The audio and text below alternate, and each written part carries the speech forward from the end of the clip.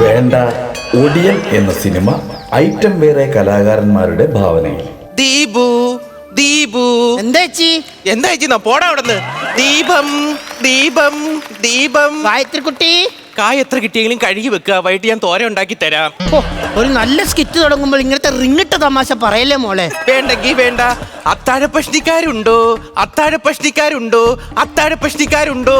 ഉണ്ടേ. ഉണ്ടെങ്കിൽ ആ വീട് നമുക്കൊന്ന് കാണിച്ചു തരണേ. 5 ദിവസമായി വല്ലതും കഴിച്ചിട്ട് നമ്മൾ അവിടെ വന്ന് വല്ലതും കഴിച്ചു. ഇവിടെ ആണെങ്കിൽ ഒരു പൂക്കാച്ചളയും ഇല്ലാന്നേ. ഗായത്രി കുട്ടി, എന്തോ അവിടെ അധിക നേരം നിൽക്കണ്ടാട്ടോ. എന്താ? അവിടെ ഒടിയന്റെ ശല്യം ഉണ്ട്. പിന്നെ വിദേശത്ത് പോയി പഠിച്ച് കുന്തളിച്ച് വന്ന എനിക്ക് എന്തോ നൊടിയൻ. കൂത്താട്ടോളം എന്ന് മുതലാ മോളെ വിദേശായത്. പുകുജു പുകുജു പുകുജു പുകുജു. എന്താ അത്? ഒന്നും ഈ ഫ്ലോറിൽ പാഴായി പോവരുത്, അതുകൊണ്ട് അങ്ങ് ഇട്ടതാ. മുത്തപ്പോ,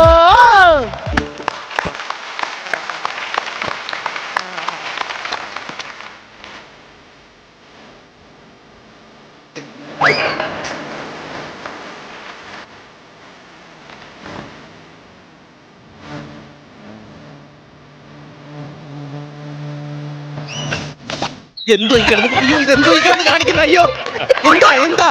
എനിക്ക് ഇയർ ബാലൻസിന്റെ പ്രശ്നമുണ്ട്. പറയണ്ടായിരുന്നോ?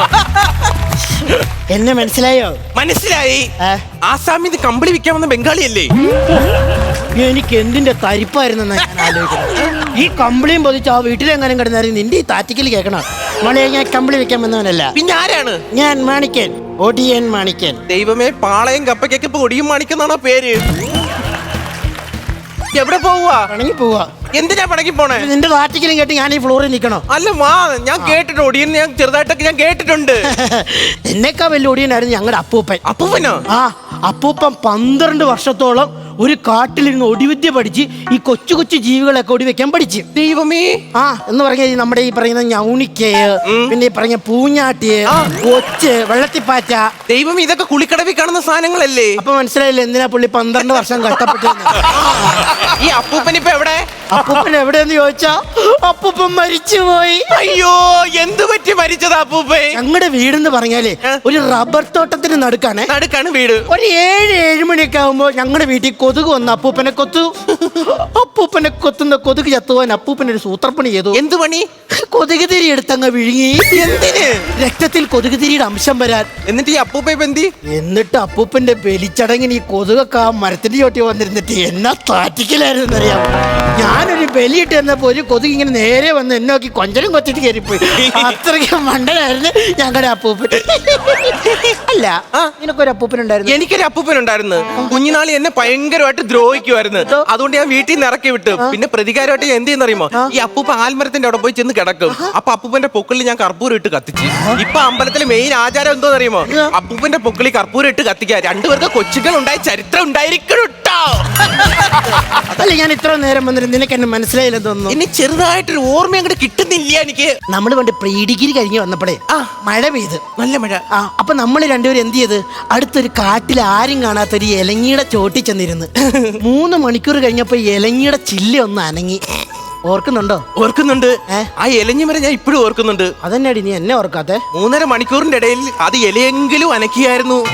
ഒരുത്തൻ നിക്കണം ഓർക്കാൻ വേണ്ടി എന്തേലും ചെയ്തായിരുന്നോ നീ? അങ്ങനെയാണെങ്കിൽ ഓർക്കാൻ വേണ്ടി ഞാൻ നിനക്ക് ചെയ്യുന്നുണ്ടടി. എന്ത്? ഓടി എന്റെ ഒടി വിദ്യ ദേ കാണ്.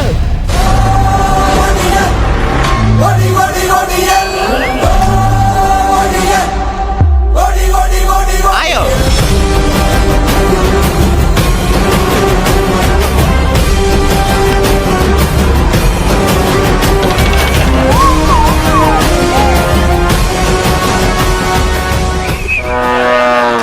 ആരാ? കലമൻ. കലമാനെ കണ്ടിട്ടില്ലാത്തവര് കണ്ടോടെ.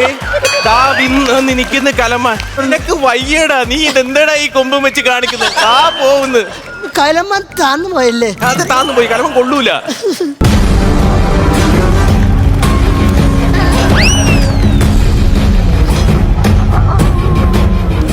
കാവർത്തത് കിട്ടി.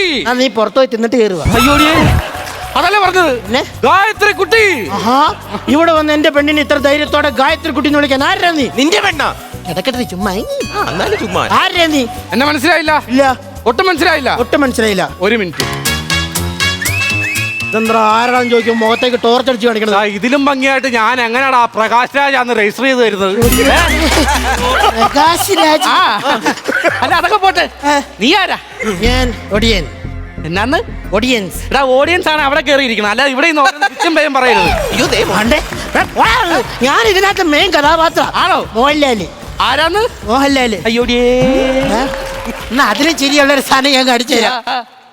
മഞ്ജു വാര്യർ. ആരാ അത്? നീ എന്തിനാ ഇവിടെ വന്ന്? നീ എന്തിനാ ഇവിടെ വന്ന്? എടാ ഈ നിൽക്കുന്ന ഗായത്രി കുട്ടിയുടെ അച്ഛൻ എന്റെ കയ്യിന്ന് കാശ് മേടിച്ച് അത് തിരിച്ചു തന്നിട്ടില്ല. ഇവളുടെ അച്ഛൻ മേടിച്ചിട്ട് മുതലോ ഇല്ല. ഒന്നെങ്കിൽ മുതല്, അല്ലെങ്കിൽ ഇത്. എന്നെ എന്തിനാണോ നിനക്ക്? എടാ കാട്ടുകഴുക, നിന്റെ കാര്യം അല്ല പറഞ്ഞത്. ആടാ ആ നിൽക്കുന്നവളെ, അവളെ ഞാൻ കൊണ്ടുപോയിരിക്കും. എന്നെയോ? ആ നീ അല്ല, നിന്റെ അച്ഛൻ വിചാരിച്ചാലും അവളെ ഇവിടുന്ന് കൊണ്ടുപോകത്തില്ല. അങ്ങനെയാണെങ്കിൽ ഈ ഗായത്രി കുട്ടിയെ ഞാൻ കൊണ്ടുപോയിരിക്കും. കാരണം ഈ ഗായത്രി കുട്ടിയെ ഞാൻ അതുപോലെ സ്നേഹിക്കുന്നുണ്ട്. അതിന് ഏറ്റവും വലിയ ഉദാഹരണം കാണണോ? കണ്ടോ ഉള്ള പേര് ഞാൻ നെഞ്ചത്ത് എഴുതി വെച്ചിട്ടുണ്ട്. ഇത് എന്നതാണ് ഇത്? താളിയോല ഗ്രന്ഥം. ഇതിനകത്ത് ഏതാണ് അവളുടെ പേര്? ഇവിടെ നോക്കിയേ. ആണ്ടത് ലളിതാന്നാ. ആണോ? ഇവിടെ നോക്കിയേ. അത് രാജമ്മ. ഇവിടെ നോക്കിയത്. അത് അനില. എടാ ഇത് ഉണ്ടായിരുന്നതാ, ഇത് ഞാൻ കണ്ടതാ. ഇതൊക്കെ ആരുടെ പേരാടാ? എടാ ഇത് കാശ് കടം കൊടുത്തവരാ. ഒറ്റ കാശ് പോലും നിനക്ക് തിരിച്ചു കിട്ടിയിട്ടില്ലല്ലേ? എനിക്ക് മനസ്സിലായടാ. നീ അങ്ങനെ കളിയാക്കൊന്നും വേണ്ട. 300 കോടിയുടെ ആസ്തി ഉണ്ട് എനിക്ക്. ഞാൻ ഇവിടെ സ്വന്തമാക്കിയിരിക്കും. 300 കോടിയുടെ ആസ്തി കാലഘട്ടക്കുന്നുണ്ടോ ടപ്പർ ചെരുപ്പ്? ഒടിയാ ഇവിടെ ഞാൻ കൊണ്ടുപോയിരിക്കും. ഈ ഒടിയന്റെ സ്വന്തമാണ് ഗായത്രി കുട്ടി. നിനക്ക് വേണ്ടി ഞാൻ കാത്തു വെച്ചിരിക്കുന്ന അവസാന ഒടി വിദ്യ നീ കാണ്. മുത്തപ്പോ. ഇത് അവിടെ കൊണ്ട് വെച്ചേക്കാണ്. എന്നത്? മുത്തപ്പം പോരായിരുന്നു. മുത്തപ്പോ.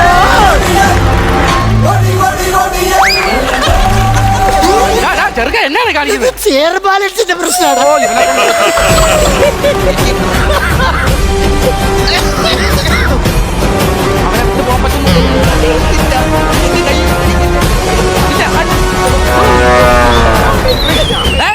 ആര് പറഞ്ഞു?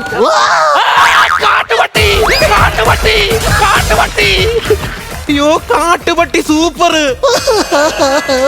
കാട്ടുപട്ടി സൂപ്പർ എന്ന് പറഞ്ഞ എന്തിനാ കരയുന്നേ? ഓടിയായിരുന്നു, അത് സിംഹമായിരുന്നു. നിന്റെ തൊലിക്കട്ടി സമ്മതിക്കണം. ഇറങ്ങിപ്പോടാ നാണം കെടുത്താതെ. അപ്പൊ നീ എന്നെ കല്യാണം കഴിക്കും? എനിക്ക് നിന്നെ വേണ്ട. എനിക്ക് ഈ ഇല്ലത്തിലേക്ക് നിന്നെ കെട്ടിക്കൊണ്ട് വരാൻ താല്പര്യമില്ല. ഓഹോ, ഞാനിത് കേക്കണടി. എടി പണ്ട് ഞാനും നീയും, ഏത് മുണ്ടാണോ, പണ്ട് ഞാനും നീയും സ്കൂളിൽ പോയ സമയത്ത് നിന്റെ പാവാട കൊളുത്തു ഊരിപ്പോ എന്റെ നിക്കറിന്റെ പിന്നെ ഞാൻ നിനക്ക് എന്ന തുണിയിലാണ്ട് വീട്ടിൽ പോയി. ദൈവമേ, മുഴുവൻ കാളായിട്ട് നടന്ന കാര്യങ്ങളൊക്കെ പറഞ്ഞതാ ഇവ ബന്ധം സ്ഥാപിക്കുന്നു. കാര്യമല്ല, അത് മാത്രമല്ല, നിനക്ക് ചിത്രശലഭത്തെ ഇഷ്ടാന്ന് പറഞ്ഞ് നിന്റെ വീട്ടിലെ റോസാ ചെടിയിൽ ഞാൻ ഇങ്ങനെ പ്യൂപ്പയായിട്ട് കിടന്ന് അപ്പൊ പുഴുവിന്റെ കുന്തിരിപ്പെന്ന് പറഞ്ഞ് നിന്റെ അച്ഛൻ അതിന്റെ ചോട്ടി വന്ന് തീയിട്ട് എന്നിട്ട് ആത്മാർത്ഥ പ്രണയം കൊണ്ട് നീ വന്നപ്പോഴേക്കും എന്നെ നീ അങ്ങ് താറ്റിക്കളയ. എനിക്ക് നിന്നെ വേണ്ട. എനിക്ക് വേണ്ട. ഞാൻ പോവാ.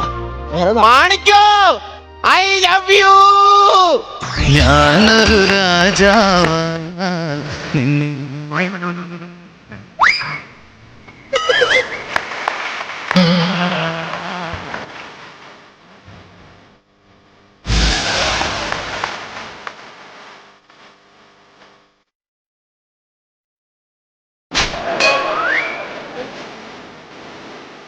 നമുക്ക് കല്യാണം കഴിക്കണം. കല്യാണം കഴിക്കണം. ഒരു 5 പിള്ളേരെങ്കിലും എനിക്ക് വേണം. എയർ ബാലൻസ് ഇല്ലാത്ത ഒടിയൻ പിള്ളേര് വേണം. അത് കുഴപ്പമില്ലാന്ന്.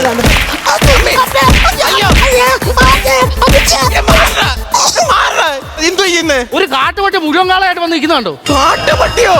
എടാ പ്രകാശ് രാജിന്റെ ഫിഗർ എന്ന് പറഞ്ഞ് നടക്കുന്നവനെ അവ ഒന്ന് ഉദിച്ചു വന്നതേ ഉള്ളു, അപ്പോഴേക്കും അടിച്ചങ്ങ് അസ്തമിപ്പിച്ചല്ലേ. ഗായത്രി കുട്ടി